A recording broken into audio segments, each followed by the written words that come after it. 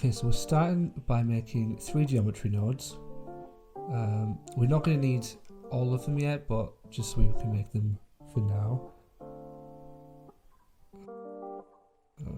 3, there we are. Right, I'm going to name one of them building, but I mean whatever is in your scene, just name it that. And then one is the sim, and the last is, move that down, the force field.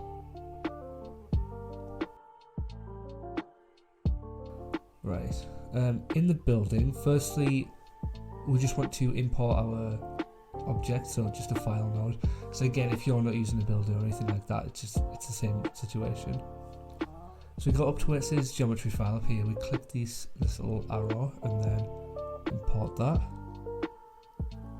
Right, that is for sure too big for the scene, so I'll probably speed this up, but I'm just gonna resize and reposition this.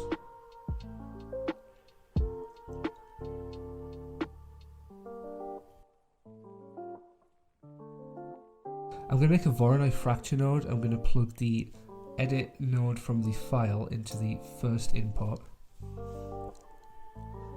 Right. Inside this is where you'll be able to kind of edit the sizes of the fracture pieces, anything like that. And then, okay, what we need is more points on the geometry, so that the fracture is just a little more interesting. So the way we do it is with the ISO offset and a scatter node, which will attach sort of parallel to the Voronoi fracture, and then plug that into the second input of the Voronoi. We can use the exploded view here. So I mean, this is basically like a debugging node, but we can use it just to make sure that we actually have sort of done what we think we've done here. Let's move this around.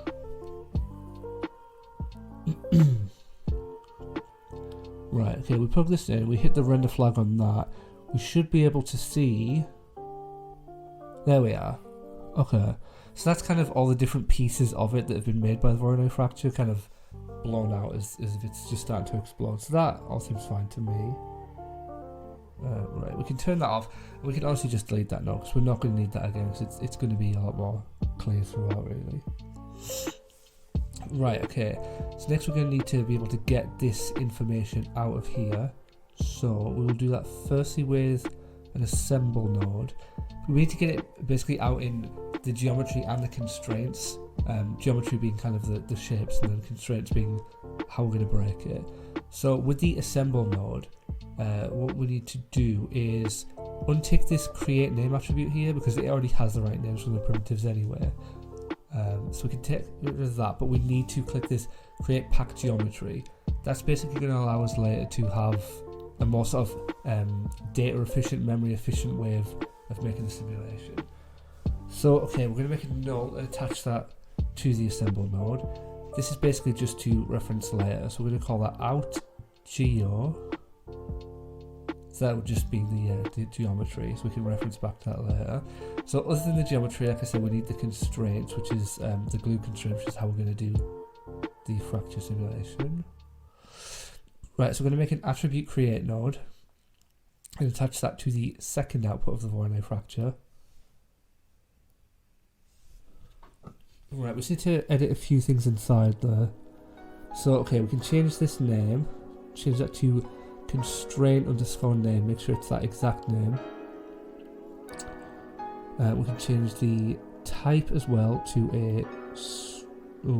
a class to primitive, type to string, that's what I mean, and then change the string name to glue, lowercase glue. Right, we're going to make a second null on the other side. This is going to be out constraints. Constraints. Right, and that's the building geometry done. So we can just hop back up from here. Head to the sim. Right, okay, now what we're going to do is we're going to make an object merge node that links to a null. This part technically is optional, Okay, we're going to call this out underscore. And then we're going to copy this and make 3 of them. We're going to use 3 of these throughout. Like I said, this is optional, we don't have to do this, but it's basically just going to be sort of like a more neat, organised way of doing this. You know, we'll be thanking ourselves later for it, but it is optional, you can do the whole thing without it. Right, so with the object merge, we're going to go to where it says object 1, go into the building and find the out geo for this first one. And then the second, we're going to just exact same thing, but get the out constraints. There it is.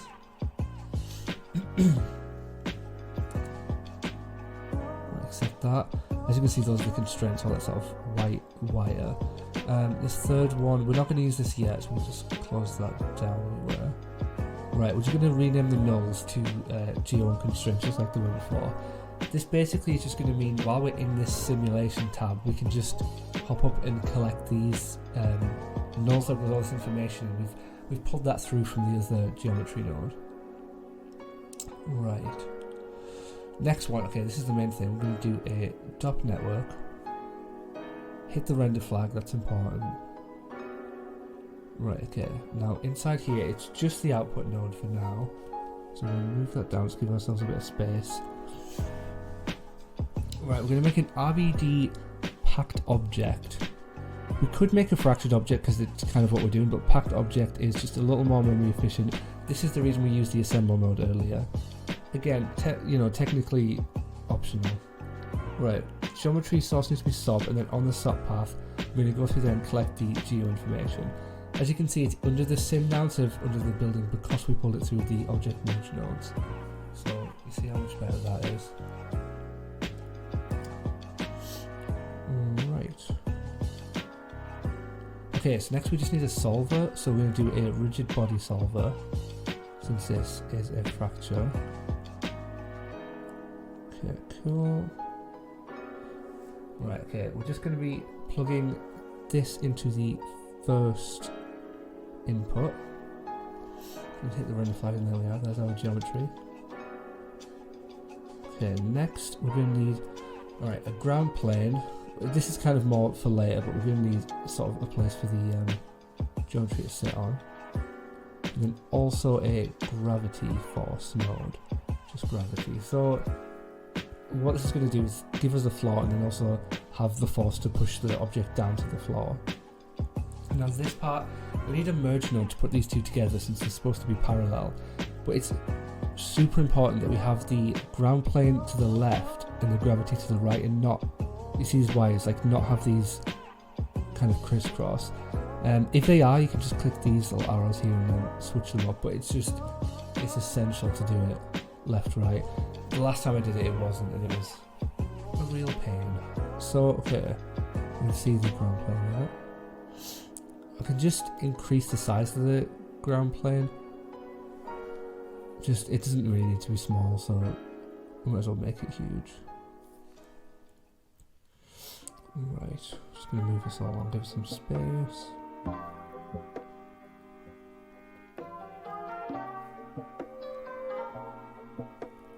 That should be good. Right, next let's do the constraint network. There we are.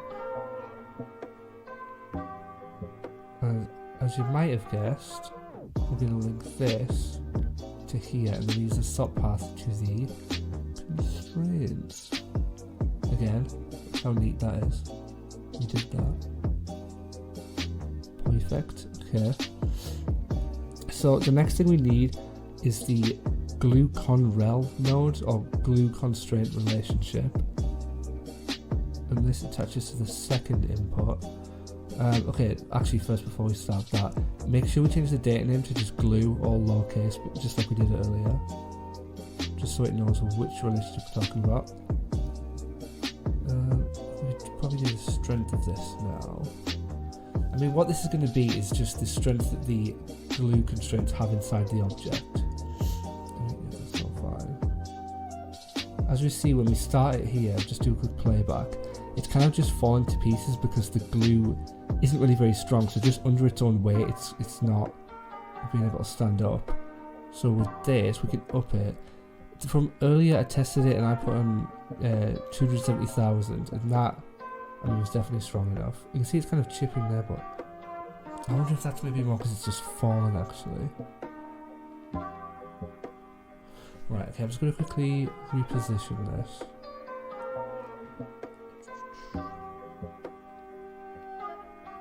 Yeah, I'll probably speed this bit up too, but if you did this properly earlier and just actually had the geometry sitting on the floor, then you won't have to do this.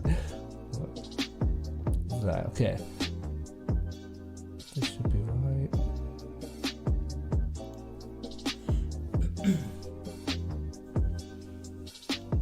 Okay, perfect. Now it's sitting on the floor. When we press play here, there we are. You can see it's not chipping apart or it's not colliding, it's not falling apart because the glue is strong enough. If we want to actually turn this back, there we are.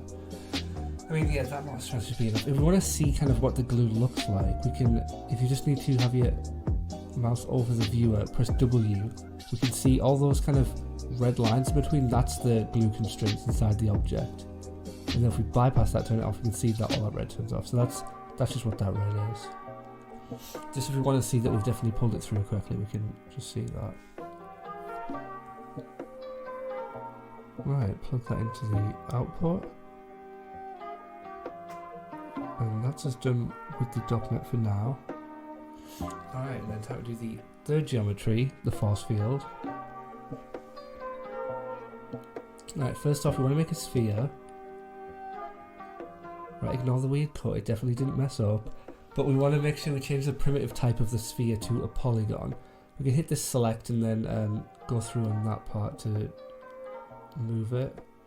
We basically want to move this sphere up to about here on the object, sort of upper middle, maybe increase the size a little bit. This is where the force is going to be coming from, that's going to push the object over. Again, make sure you have the primitive on sphere set to polygon. Right. Now we've done that, we're just going to make, just like earlier, the ISO offsets to make it this kind of gassy shape, and then the scatter just to make some more points. The more points we have, the more sort of precise we can be later. Right, next we're going to make a attribute VOP. So we can basically work out how the force is going to work through this.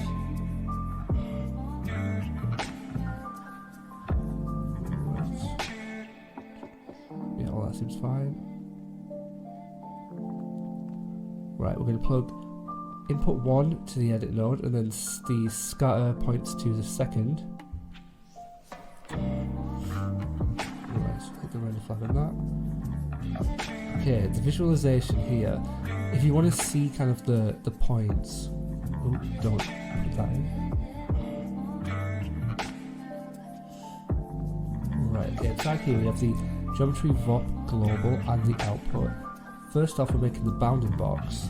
So the point of inside here, we're basically trying to find the centroid, which is kind of the middle point of the shape. So we're going to start with input 1, plug that into the file, and that's just out here where you see the object goes into input 1 and these pointer and input 2. So we're just getting the geometry and putting that through this bounding box.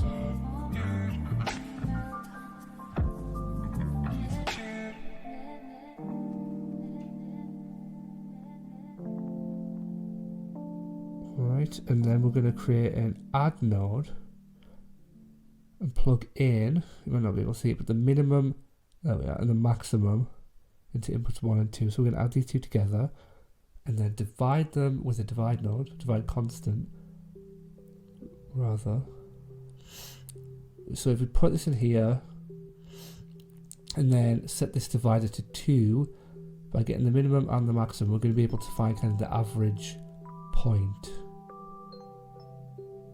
So that will give us the center point. So just this divider up here, I have to manually type in 2. In fact, we'll just do a null and then call this centroid, just to sort of remind ourselves that this is the central point.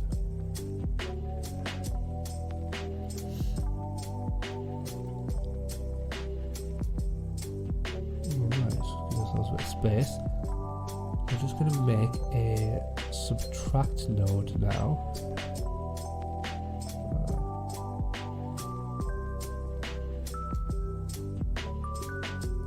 Right, put that there. So we're going to get from here the P node from this global VOP geometry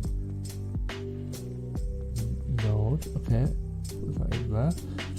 And then we'll put the point that we got from the centroid into part 2. We can subtract this from the force in this last node. Now we can see, I did this one earlier, if you click the visualizer, right click it, and then add visualizer. So what we want is a marker visualizer. I did this from the last failed attempt. So okay, what we definitely need for sure is name and label and force, type on marker, style vector, so you can see it's there, and the attribute we need on force. And then you can just choose whatever color you want to choose, like, you know, this is sometimes a bit arduous, so at least give yourself the fun of a nice color. I went for this beautiful pink. Right, just one more thing to do here.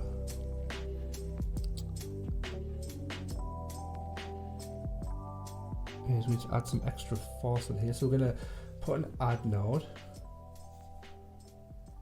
through to input 1 there. So we need a constant. So what we're going to do with this is basically we're going to try and control the direction that the force is going in. So with this constant node, we want to change the constant type up here to 3 floats vector. So that's the x, y, and z values there. As you can see, if we type a number in here, the points will start to kind of punch through. I mean, maybe if I make it a bit higher. There we are. So the points can just sort of blast off in a direction, so it's easy to see. We want to make it kind of strong enough to punch through. I mean, if it was you wanted it up or, you know, wherever, this is just the way you do it, but we kind of guessed lucky the first time, so we'll set that to 3 for now. I think that'll be enough. Right, so that's that, so we can hop up here, and then lastly, like we did with the other two, we'll make a null. I'm sure you can already guess the name. Out force field.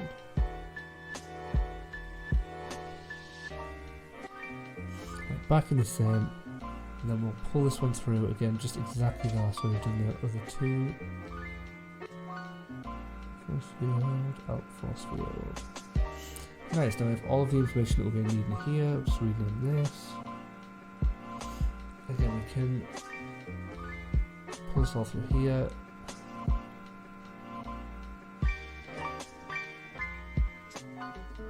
Actually, yeah, okay, so we can turn off the render flag for the force field and leave the sim on and then turn the building off, because we're going to have sort of like a ghost building. So now we have all this here. If we press play, and nothing happens. In the sim, press play, wait for this. It's nothing. And then in the DOPNet, still nothing. So do we know why? It's because we don't have our geometry VOP. So move this out of the way and create a geometry VOP here. Right, and now, okay. In the inputs, we just want to get the information that we've just created. So set that to SOP, and then move this through to out force field.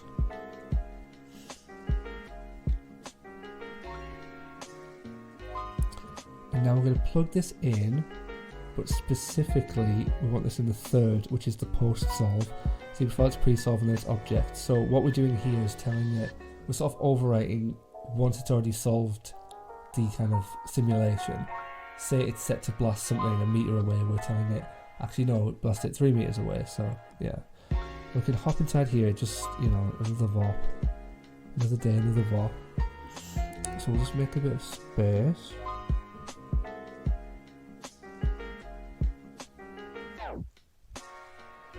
Right, so we're going to make what we call a near point node here. So we're just trying to find, basically it's the nearest point to whichever point you know, it's going to be activating. So I'm going to get input 1 there since we've already.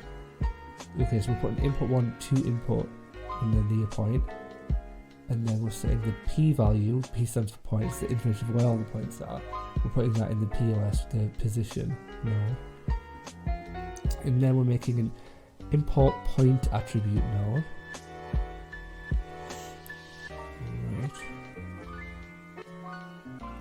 Okay, so this is, we need to switch this. No, we don't.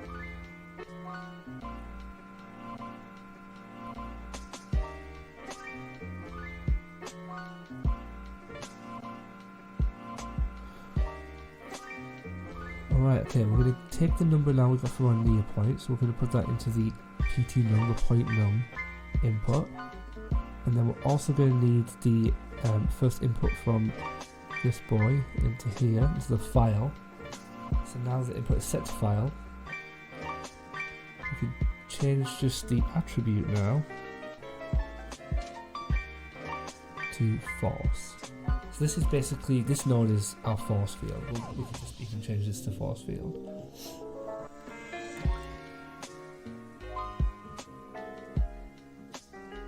If I can spell it, there we go.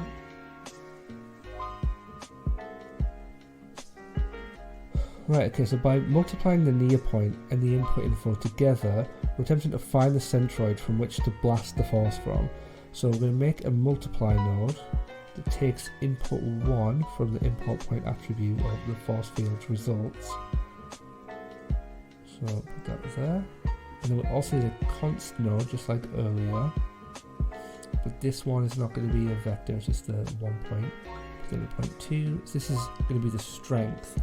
So we can go back and edit this later if we find that there's not enough force coming from the force field.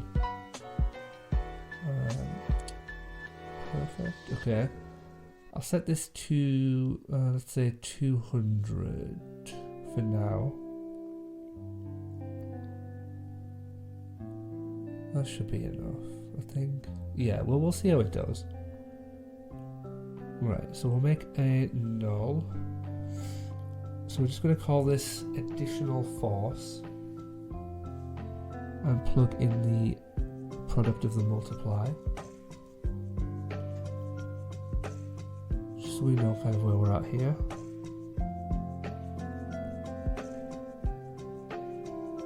Alright, so we're going to take input 2. Nope. So we're going to take another add node. We're going to take the the force of the global node, and input 2 we're going to plug in our additional force,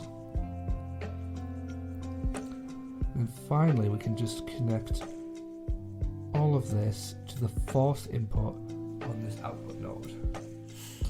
Right, so then let's see how this goes. So nothing yet. Right, obviously this is because our strength is too high. I think I put one too many zeros here possibly. Okay, turn this down and let's try again. And there we go. See that falling. So with the glue constraints, that's why the building isn't just sort of shattering into pieces. That's satisfying to watch. But you can see that's why the building isn't just shattering into pieces and flying away. It's holding its shape until it kind of makes some impact. If we click this visualization, right click it, we can turn off specific visualizations, or just left click it, you can turn them all off. So let's watch that again without all of the pink lines in the way. Now it's our constant force that's making kind of all of those individual shapes keep moving on the floor. So we could change this because it seems just a little strong. Let's say we'll half it, do 100. And there we are. This might be slightly slower. Maybe this would be more suitable for kind of like, I don't know. So maybe like a detonation where it's kind of small, like falling down really slowly. But I mean, realistically at this point we can just kind of play around with the strength and the glue constraints really kind of infinitely. Just in your own scene you can do this whenever and then just kind of see what works for you. I think I like the 200 one more.